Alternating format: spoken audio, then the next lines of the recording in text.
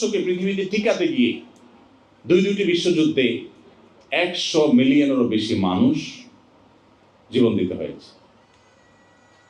অথচ মুসলমানদের এই যে একটা বিষয় যে নবী করিম সাল্লাল্লাহু আলাইহি ওয়াসাল্লাম পুরা জীবনে মাত্র 1000 মানুষ যুদ্ধে রণাঙ্গনে 400 মানুষ আর সব মিলে 1000 মানুষকে জীবন দিতে হয়েছে ইসলামকে এস্টাবলিশ করতে গিয়ে। একটা দেশ দখল করতে এখন হাজার হাজার লাখ লাখ মানুষকে জীবন দিতে হয়।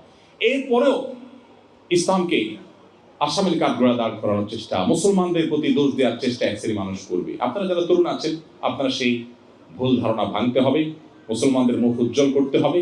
মুসলমানরা যে শান্তিকে আমি শান্তি প্রতিষ্ঠা করতে চায়, তারা যে অশান্তি চায় না, তারা যে যুদ্ধ বিগ্রহ চায় না, তারা যে পৃথিবীতে বিশৃঙ্খলা চায় না, এটি আপনাদের কর্মের মাধ্যমে, এটি আপনাদের নিজেদের আদর্শের মাধ্যমে এটিকে আপনাদের প্রতিষ্ঠা করতে হবে। আল্লাহ তাআলা আপনাদের সবাইকে সেই তৌফিক দান করুন। আমি আমার আলোচনা করে শেষ প্রান্তে চলে এসেছি।